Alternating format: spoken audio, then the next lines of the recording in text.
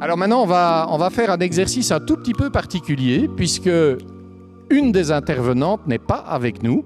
C'est Madame Fofana, qui est la secrétaire générale du Comité olympique de Côte d'Ivoire. Et donc, elle a enregistré son intervention en vidéo et on va essayer de lancer la vidéo de Madame Fofana, que j'ai eu le plaisir d'avoir comme étudiante, ça ne s'invente pas, puisqu'elle a fait le MEMOS, qui est le master exécutif du Comité international olympique, que j'ai dirigé pendant 10 ans. Et donc, j'ai eu Amina comme étudiante, donc ça va me faire plaisir de la voir ici aujourd'hui.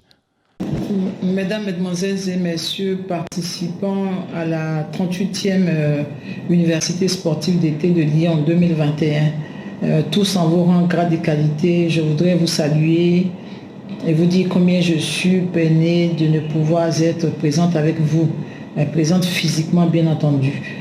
Je suis Fofana Aminata, secrétaire générale du Comité national olympique de Côte d'Ivoire, enseignante d'éducation physique et sportive de formation initiale et option volleyball. Je suis inspecteur en chef jeunesse et sport. Je voudrais avant tout propos adresser mes sincères remerciements aux organisateurs de cette 38e édition de l'Université sportive d'été. Leur adresser mes remerciements pour m'avoir convié à cette importante activité en qualité de conférencière et également les féliciter pour l'organisation, pour la tenue de ces conférences et pour le choix des thèmes qui nous ont été communiqués. Pour ce qui nous concerne, il nous a été demandé de nous pencher sur le rôle concret des puissantes organisations internationales que sont le CIO, la FIFA, etc., dans les initiatives locales et citoyennes, avec pour thème principal, n'est-ce pas, le sport outil de développement, une géopolitique féminisée. Nous allons donc commencer notre communication en présentant le sport, disons l'impact du sport au plan humain et social, politique et économique, avant, n'est-ce pas, d'aborder le rôle concret de ces grandes institutions internationales que nous avons citées, que sont le CIO, le Comité international olympique, la FIFA, etc. En introduction, nous disons que comme la musique adoucit les mœurs, le sport en fait autant pour la géopolitique et les relations internationales. Aujourd'hui, le sport est devenu un véritable outil de développement humain, social et économique qui joue un rôle important dans la réalisation des objectifs de développement durable et de celui de la recherche de la paix. Le sport, outil de développement au plan humain et social. Nous disons que l'impact positif de la pratique du sport sur la santé et l'équilibre de l'être humain n'est plus à démontrer, n'est-ce pas? Aujourd'hui, nous savons tous que pour des personnes qui pratiquent une activité physique et régulière, cela impacte positivement la santé de ces personnes. Cela impacte positivement la santé physique, la santé psychique, etc. de ces personnes. Il en est de même pour tous ceux qui pratiquent également le sport de haut niveau, mais un sport de haut niveau propre, un sport de haut niveau qui respecte, je dirais, les principes et les règles de l'olympisme. Alors, le sport comme outil de développement également, le sport comme emblème de paix et de réconciliation. Alors, le sport est un facteur de rapprochement et de cohésion sociale. Les Jeux olympiques et autres compétitions internationales comme la Coupe du monde de football par exemple sont de véritables occasions pour créer l'union entre les États et entre les peuples. C'est l'occasion également de rapprocher les États et les populations.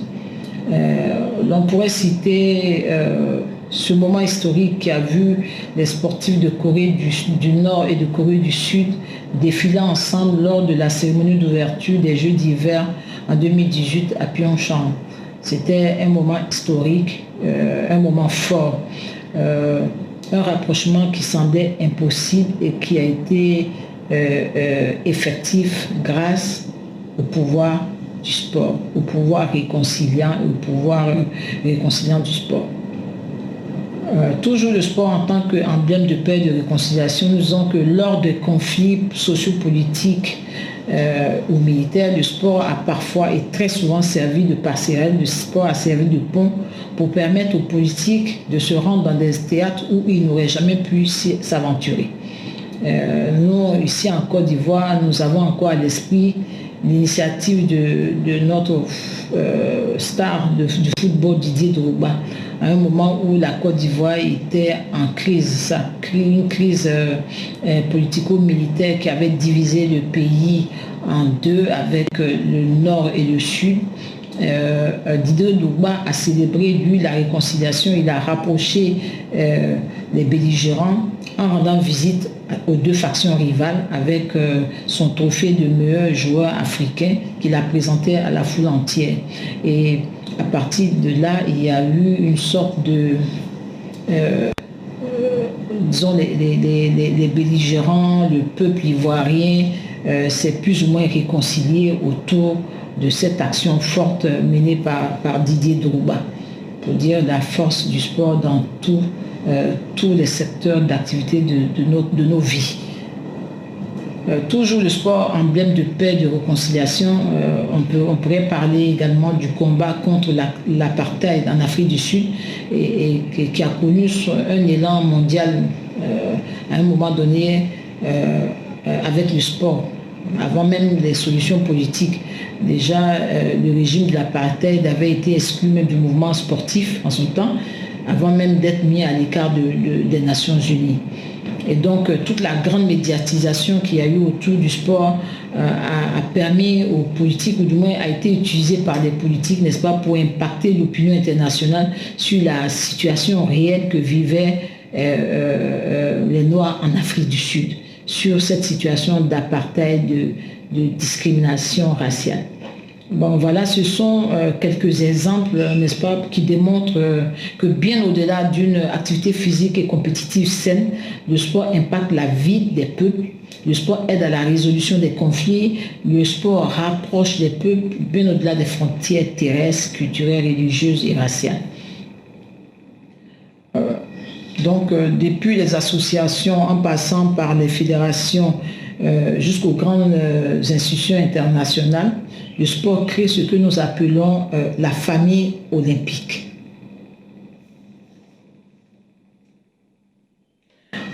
Le sport en tant qu'outil de développement économique.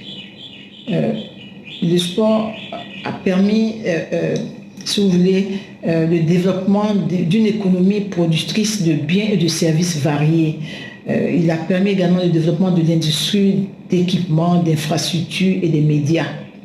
Voilà, avec la création d'emplois, la valorisation d'emplois et l'amélioration des situations de certaines personnes dans des entreprises. Les grandes rencontres sportives également, telles que les Jeux Olympiques et la Coupe du Monde de football, contribuent fortement à booster l'économie des pays organisateurs, on le sait tous.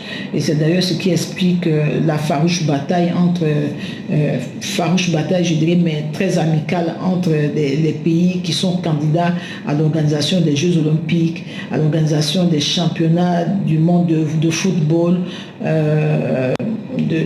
d'autres sports également, les championnats du monde de sport automobile, etc. etc. Alors, quel est donc le rôle concret des grandes organisations internationales pour la réussite des initiatives locales et citoyennes? Alors, déjà, il faut savoir que l'interlocuteur de ces grandes institutions internationales, ici, nous allons citer déjà le CIO et même la FIFA et les autres fédérations internationales. Ce sont d'abord les comités olympiques, ce sont d'abord les fédérations nationales, ce sont les athlètes, ce sont toutes les personnes qui gravitent autour, n'est-ce pas, de ces institutions. Ce sont ces personnes-là. Et donc, l'interlocuteur direct de la FIFA, ce sont les fédérations nationales. L'interlocuteur direct du CIO, ce sont les comités nationaux olympiques. Alors, pour atteindre l'objectif final qui est donc l'adhésion massive des populations à la pratique et à l'intégration des valeurs du sport, les initiatives locales citoyennes qui encouragent la participation à la chose sportive s'avèrent impérieuses. Donc, les groupements et autres associations sportives mènent déjà des actions éducatives, sociales et citoyennes. Donc il s'agit dès lors de mieux les accompagner dans leur démarche quotidienne de proximité, en particulier avec des populations sensibles, auprès des femmes, auprès des jeunes filles, auprès des handicapés, n'est-ce pas, pour assurer la qualité de l'action qui est menée au plan local. Alors, comme on le dit, tout commence à la base, tout commence en effet à la base, et c'est de ce socle-là que découlent donc les facteurs de développement dont on a parlé précédemment, n'est-ce pas? Donc en appui à ces efforts au plan local, en allant des groupements associatifs jusqu'aux États, les grandes organisations que nous avons citées tout à l'heure, le CIO, la FIFA, etc., interviennent sous diverses formes. Mais ici, on va citer notamment le Comité international olympique et la Fédération internationale de football, qui sont les organismes les plus connus. Mais pour ce qui nous concerne, nous allons plus nous focaliser sur notre organisation mondiale qui est le CIO. Et donc, quels sont donc les mécanismes d'implication du CIO dans toutes les initiatives locales et citoyennes, dans les actions menées, et quels sont les moyens d'action? On pourrait citer d'abord la mission du CIO, la mission elle-même qui est de construire un monde meilleur par la pratique du sport dans l'excellence, le respect et l'amitié. Mettre le sport au service du développement harmonieux de l'humanité en vue de promouvoir une société pacifique, soucieuse de préserver la dignité humaine.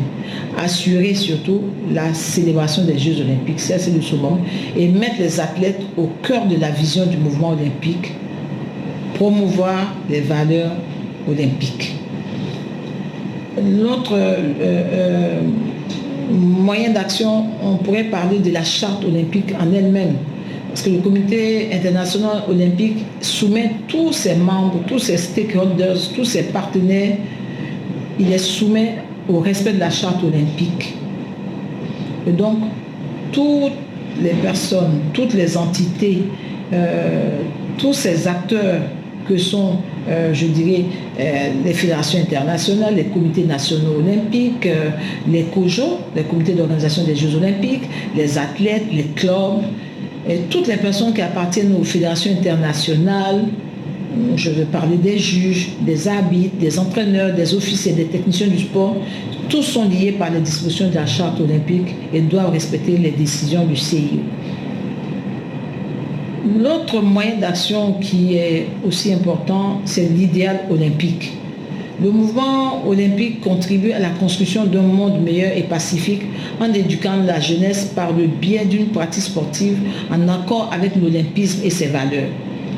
Donc c'est un idéal qui est partagé par tous, parce que c'est un idéal noble qui est partagé par tous, y compris même les représentants des Nations Unies qui en sont devenus les premiers supporters, ou du moins les premiers fans. Et donc, on pourrait citer par exemple la nomination de l'ancien secrétaire des Nations Unies, M. Ban Ki-moon. Il a été nommé en 2017 à Lima, au Pérou, lors de la 131e session du CIO. M. Ban Ki-moon a été donc nommé président de la commission d'éthique du CIO.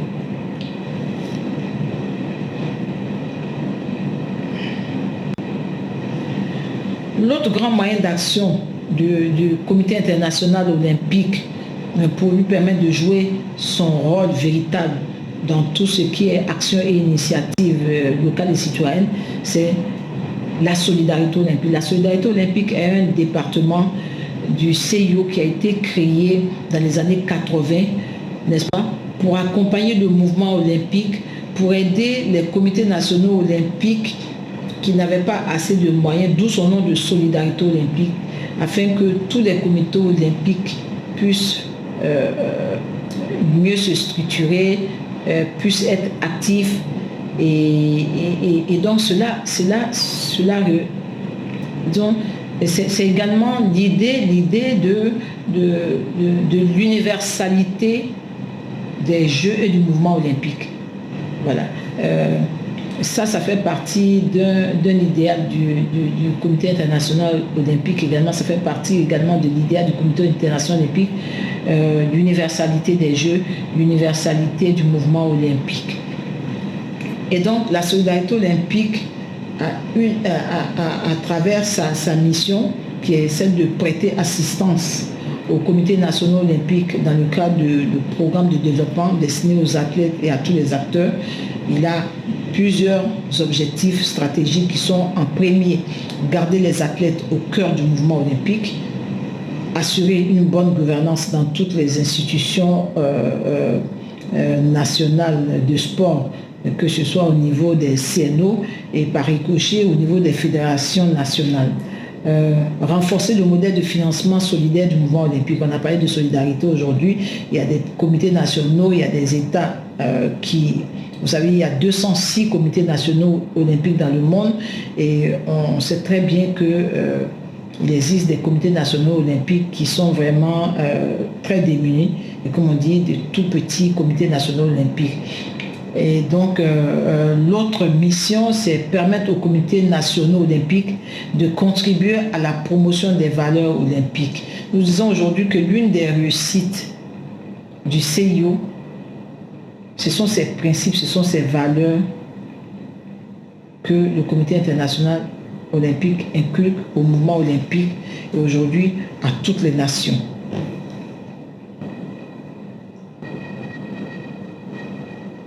Toujours avec la solidarité olympique comme moyen d'action, le Comité international joue un rôle important qui est celui de bailleur de fonds. Donc tous les programmes qui sont mis à la disposition des comités nationaux olympiques. Et donc, qui dit comité national olympique dit fédération nationale athlète entraîneur, etc. Ce sont des programmes qui sont donc soutenus par le CIO via la solidarité olympique. Et ces programmes sont destinés aux athlètes,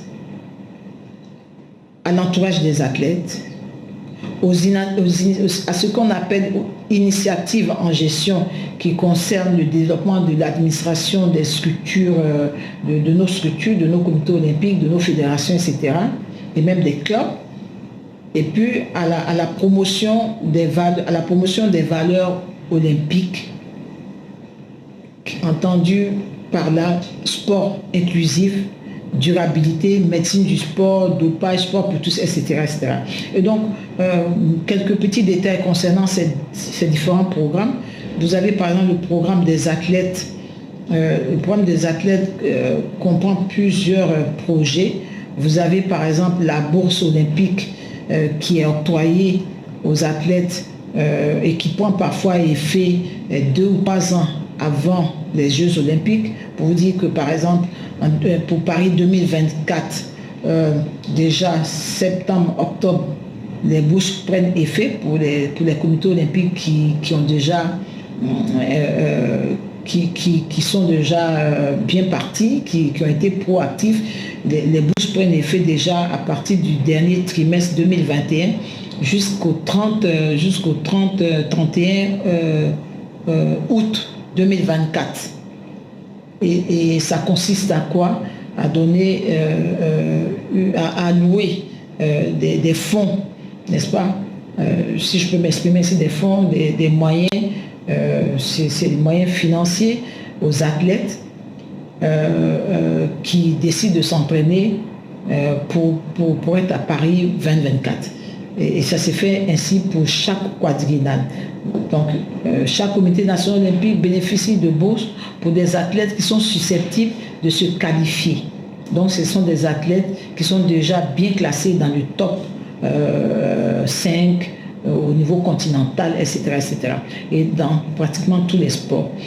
Vous avez également la bourse, les bourses olympiques pour préparer les Jeux olympiques de la jeunesse. Pour dire que le Comité international olympique, il suit même les athlètes, il suit les athlètes de toutes les catégories sont pris en compte.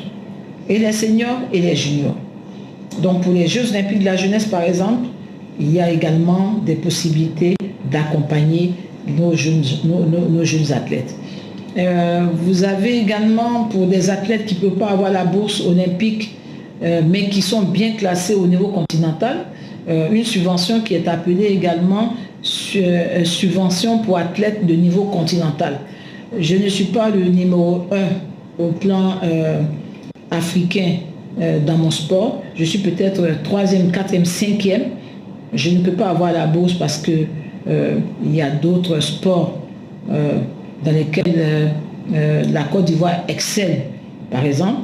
Alors moi, au niveau de mon sport, comme je ne suis pas le numéro 1, je peux bénéficier de cette subvention d'athlètes de niveau continental.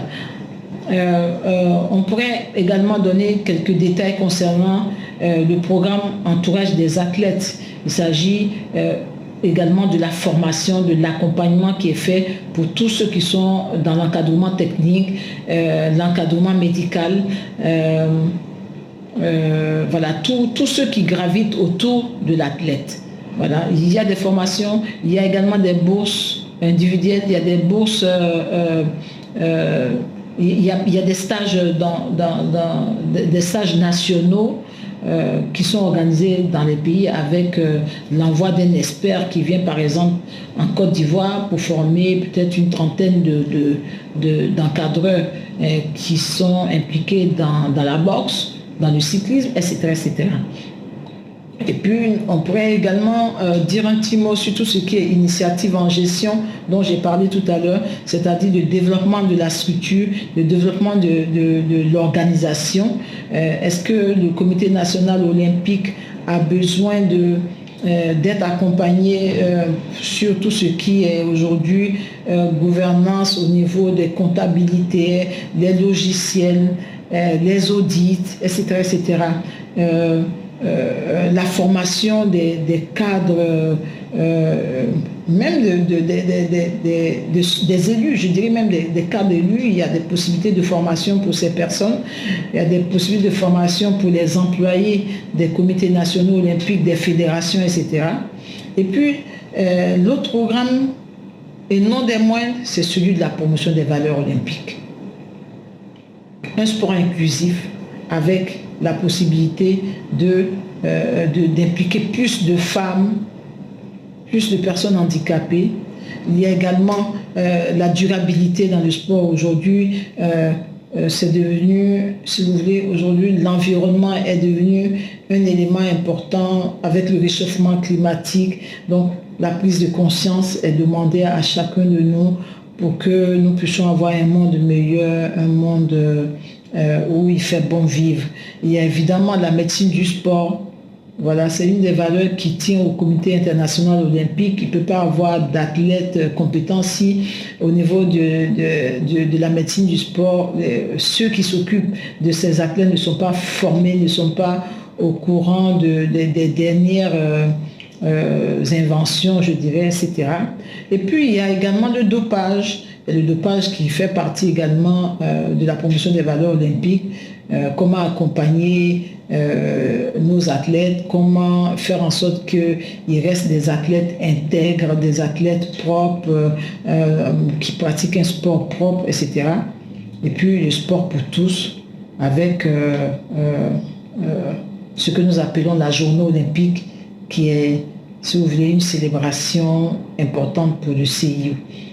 On pourrait donc s'arrêter sur ces quelques exemples pour dire que le rôle du CIO, il est concret, il est important et il impacte positivement toutes nos initiatives. Il impacte positivement toutes nos initiatives. définitive, le sport, il constitue aujourd'hui une force indéniable pour le développement mondial. De par l'engouement, l'intérêt suscité chez les populations, le sport joue un rôle géopolitique déterminant. Les actions posées par ces organisations dont nous avons parlé, les acteurs, depuis de nombreuses décennies, ont favorisé la résolution de problèmes étatiques, communautaires, environnementaux. Les décideurs politiques eux-mêmes, conscients de cette réalité, utilisent aujourd'hui le sport, les sportifs également, pour atteindre leurs objectifs. De ces faits, étant conscients qu'il faut plus pour obtenir ce monde meilleur auquel nous aspirons, les limites doivent être sans cesse repoussées jusqu'à l'obtention de ce monde de paix. Un monde sans discrimination, un monde de respect de l'autre et de notre environnement. Pascal Boniface écrit dans le sport, et nous allons terminer avec cette citation. Pascal Boniface écrit dans le sport une fonction géopolitique. Il dit, je cite, « Le sport n'est pas une baguette magique, mais un moyen qui peut s'avérer fort utile si l'on s'en sert de façon intelligente. » Il continue pour dire que le sport tient désormais dans l'espace public international une place sans commune mesure avec celle qu'il a pu occuper dans le passé. La mondialisation, qui contracte le temps et l'espace, lui a offert une grande visibilité. Le sport a ainsi accéléré et élargi les effets de la mondialisation tout en contribuant à lui donner un visage humain. Il termine pour dire, au-delà des émotions, du plaisir, des joies et des espoirs, c'est aussi de la géopolitique. Je vous remercie. J'ai été heureuse de vous présenter cette communication. J'espère très sincèrement que cela va vous apporter un plus. J'attends également beaucoup des uns et des autres et des présentations des uns et des autres. Je voudrais vous réitérer mes salutations, mes remerciements et vous souhaiter bonne session. Merci.